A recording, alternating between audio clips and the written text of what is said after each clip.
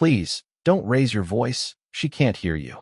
The words came softly but firmly from behind the nurse's desk. The older woman in the wheelchair had flinched, her hands shaking, eyes wide with fear as another nurse tried shouting her name. Then Clara Evans stepped forward. She didn't rush, didn't speak again. She simply knelt beside the trembling woman and lifted her hands. "My name is Clara," she signed gently. "The weather is beautiful today. Would you like tea or juice?" Margaret Ward froze, watching the slow movement of Clara's fingers, her lips shaping silent words. Then, unexpectedly, the old woman smiled. It was small, fragile, but real.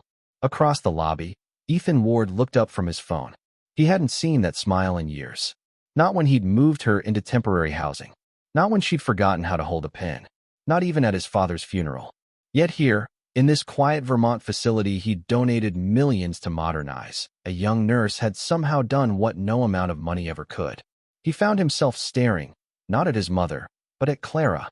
Ethan came back the next day. He told himself it was to check on operations, to ensure Silverwood Haven was living up to the standard he expected from his investments.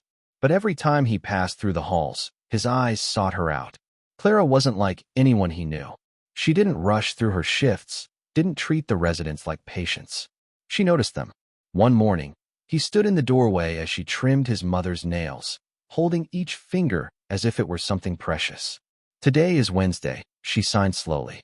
Margaret hesitated, then mimicked the motion with trembling hands. Clara smiled, nodding.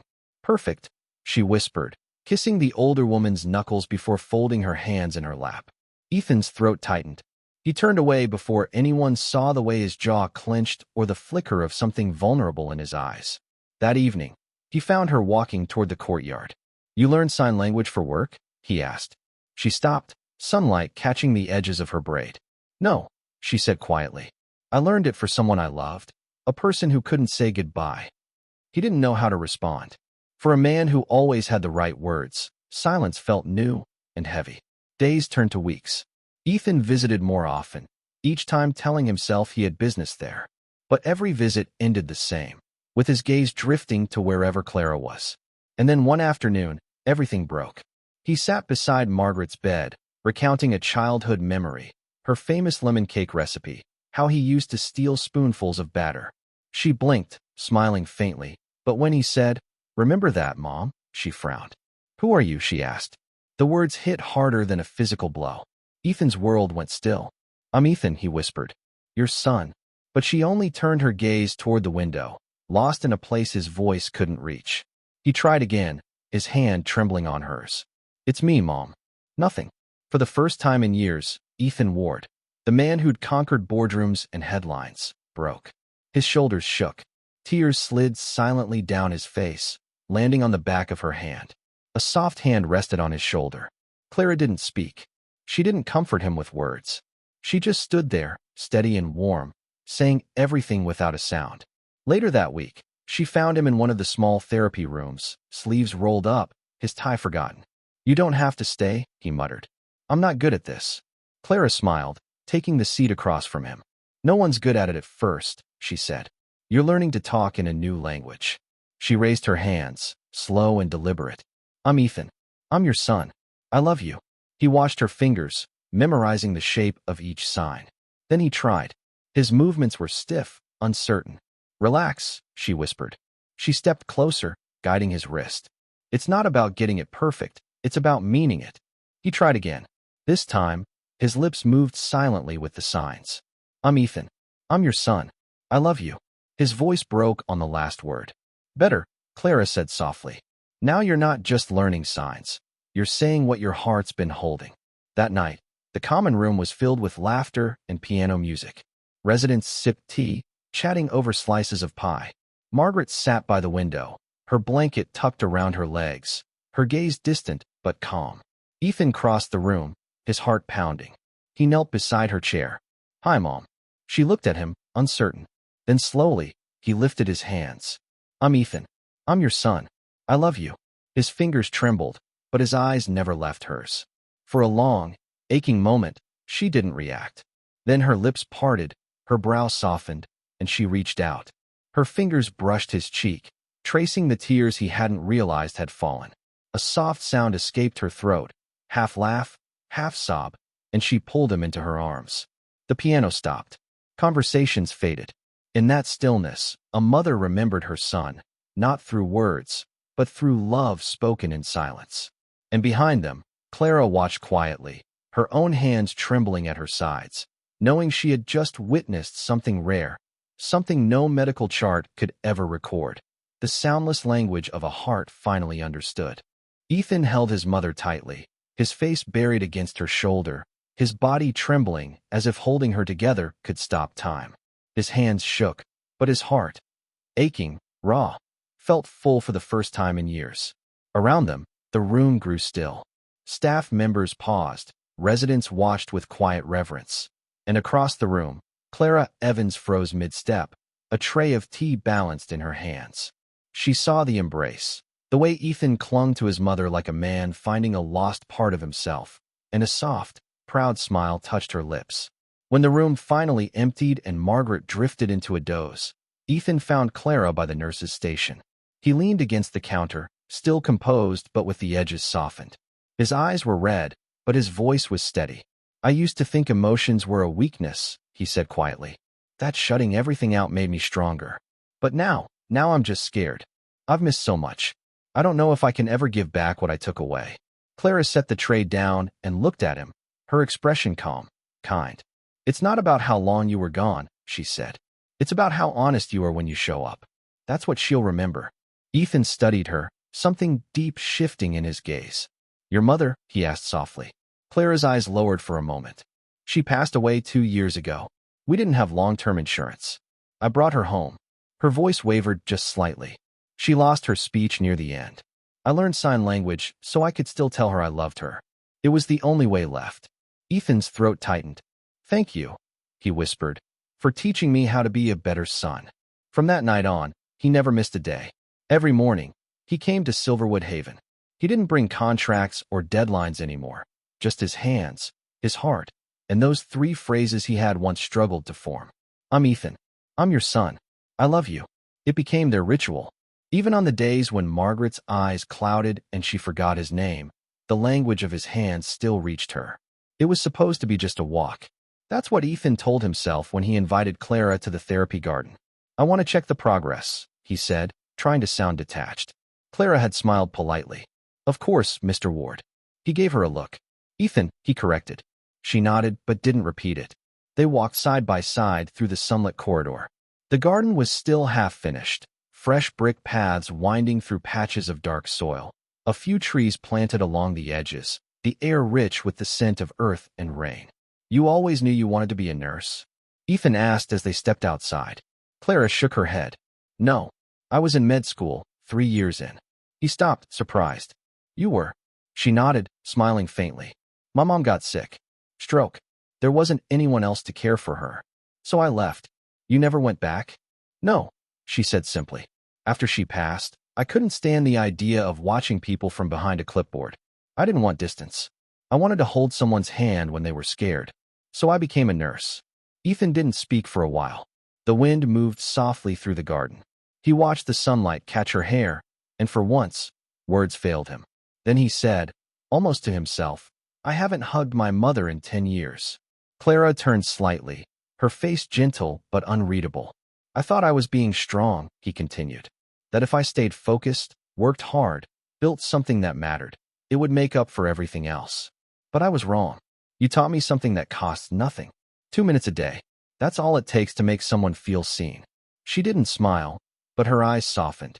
They stood together in silence, watching the workers plant seedlings along the path, a place meant for healing, already working its quiet magic on both of them. But peace never lasts long in a place filled with people and whispers. That evening, as Clara passed through the break room, she overheard 2 nurses talking. "She's always with him now," one said. "You'd think she's part of his boardroom. Maybe she's got plans beyond patient care." Clara kept walking, her face blank, but the words hit deep. The next morning, she was different, quieter. When Ethan stopped by with coffee, she avoided his eyes. She answered questions briefly, smiled less, and skipped the afternoon tea with the residents. Her laughter, once soft and contagious, was gone. Ethan noticed. He waited 3 days before leaving something for her. A small leather-bound notebook left on the garden bench where she always took her break. Her name, Clara Evans, was written neatly inside the cover. When she opened it, her breath caught.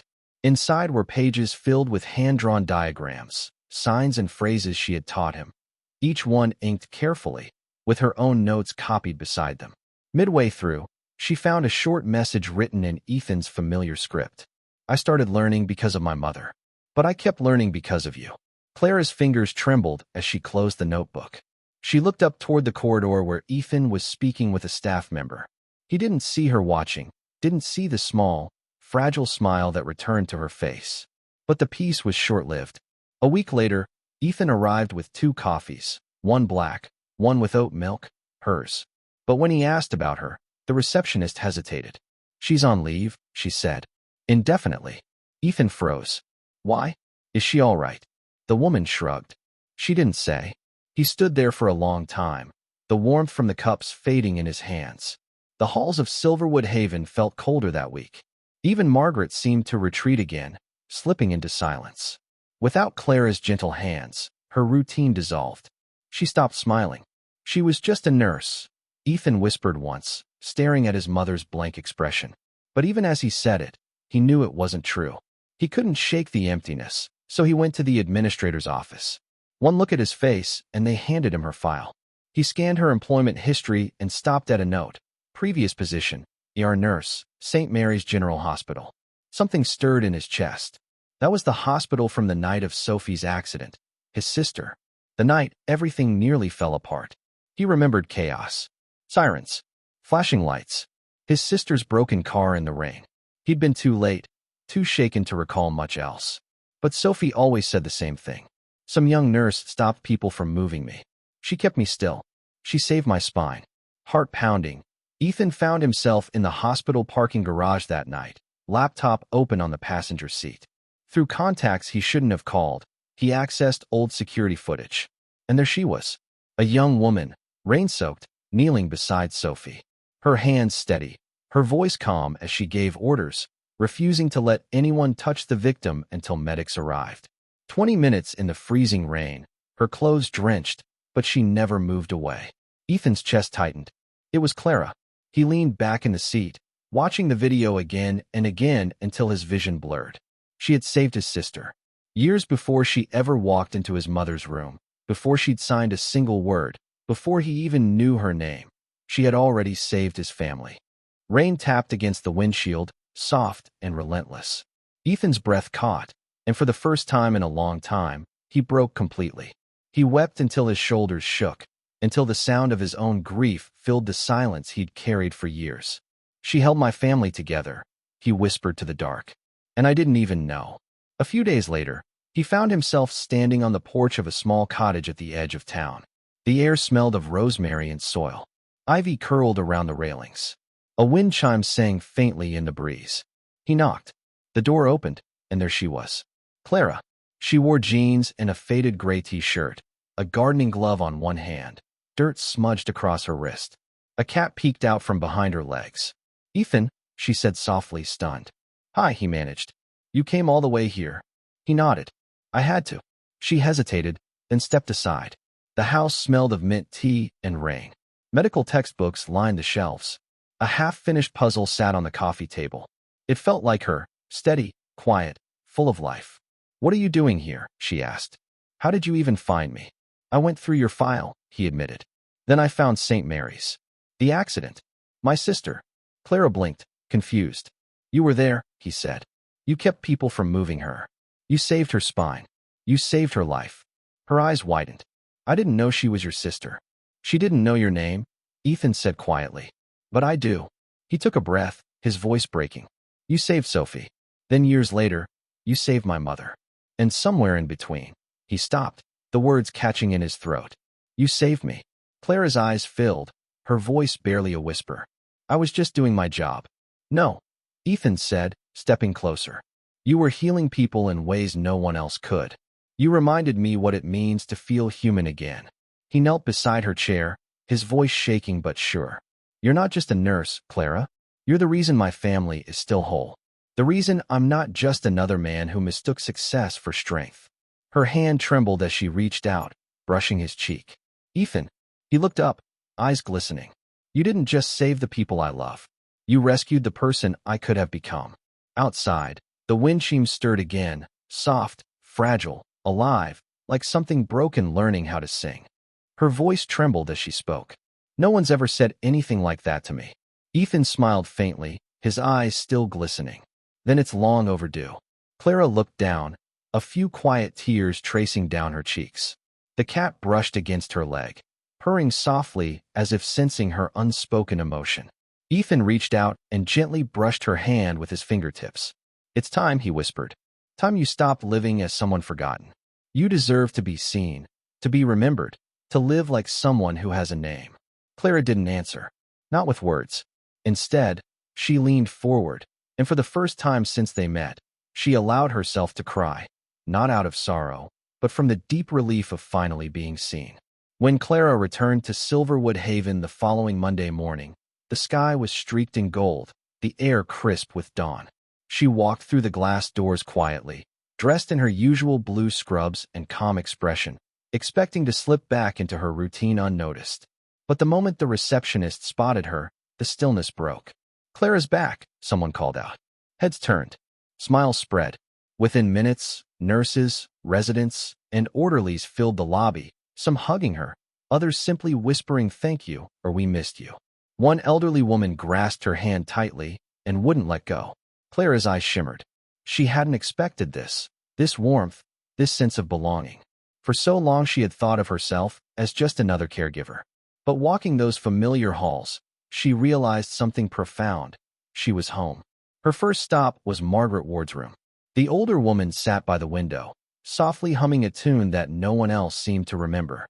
Her fingers moved restlessly across the blanket in her lap. Clara knelt beside her chair and spoke softly. Good morning, Mrs. Ward. Margaret turned slowly. For a moment her eyes were fogged and uncertain, then focus returned. A spark lit her face. Clara, she said clearly, her lips forming the name with effort but joy. You're the one who makes me laugh. Clara's heart swelled. It's so good to see you again. From the doorway, Ethan watched in silence. His mother hadn't remembered his name 2 days earlier, yet she remembered Clara. Strangely, it didn't sting, it soothed. That week, Silverwood Haven hosted its annual staff appreciation ceremony. A simple affair with cookies, paper lanterns, and a hand-painted banner that read to those who care with heart and hands. The staff wore crisp uniforms. Residents sat in the front row, clapping politely as each name was read and certificates were passed out. When it was Ethan's turn to speak, he walked to the small podium dressed in a light gray blazer instead of his usual dark suits. Adjusting the microphone, he took a deep breath. I spent most of my life believing silence was something to escape, he began. In business, in family, in loss. I thought quiet meant failure. But I was wrong. Someone taught me that silence, when filled with kindness and intention, can become a bridge instead of a wall. His gaze drifted to the back of the room, where Clara stood quietly, her hands clasped in front of her. She never raised her voice, Ethan continued. She never demanded attention. But she changed everything. He stepped down from the podium and crossed to where Margaret sat. The room hushed. Kneeling beside her, Ethan took her hand gently and signed, I love you, Mom. Margaret blinked, her lips trembling. Then her own hands moved, hesitant at first, then sure. I love you too. Gasps spread through the crowd. A nurse wiped her eyes. One of the residents clapped softly, and then Margaret leaned forward and embraced her son. Firmly, fully, as if the years of distance had melted away. Ethan held her tight, closing his eyes against the emotion flooding through him. At the back of the room, Clara watched, silent tears slipping down her cheeks. She didn't move, didn't need to. Her smile was small but radiant. She had given a mother and son back to each other, not through words, but through patience and presence. As the applause swelled, one truth filled the air like sunlight. Sometimes the loudest love comes from the quietest hearts. In the months that followed, Silverwood Haven began to change in subtle, beautiful ways. The garden Ethan once dreamed of building finally came to life, not as a monument, but as a living expression of connection. He and Clara called it the Garden of Hands. It stood behind the main wing, open to all. Rows of lavender, rosemary, and forget-me-nots framed winding stone paths. Benches sat beneath young maple trees, each engraved with a single word in both English and American Sign Language. Hope, peace, remember. Clara led the workshops. Families and staff learned how to sign simple words of comfort. Thank you. I'm here. I love you. Alzheimer's patients learned how to express pain or joy even when words slipped away. And in that quiet exchange of hands, people rediscovered what connection truly meant. Margaret adored the garden. Though her memory drifted in and out like a flickering candle, she always recognized Clara. "You're the girl who makes me laugh," she'd say each time. Clara never corrected her. She'd just smile and sign back, "I'm happy to see you." One golden afternoon, Ethan found Clara sitting under the red maple she loved most. Its leaves glowed amber in the late light, fluttering around her like soft fire. He approached quietly. No clipboard, no plans, just presence. Clara looked up, surprised but calm. Ethan didn't speak. Instead, he took a slow breath and signed. Hesitant but clear, "Will you marry me?" For a moment, Clara froze. Then her hands flew to her mouth, eyes wide with disbelief. She laughed, a light, unguarded sound that broke the still air. Tears welled as she stood and stepped into his arms. She didn't sign. She didn't speak. She just held him. After a long moment, she looked up at him through her tears and whispered, "I heard you." Her voice shook, but her smile was steady. "I hear you now. I always will." No more words were needed. The breeze rustled through the garden, scattering a few red leaves around their feet. In that stillness, their silence spoke everything. About love that listens, healing that doesn't rush, and the grace found in being seen. Sometimes, the truest stories aren't told in grand gestures or perfect speeches. They live in the space between two hands reaching for each other, steady, sure, and full of hope. Because the greatest kind of love doesn't need to shout to be heard. It simply signs its truth, and the heart remembers forever.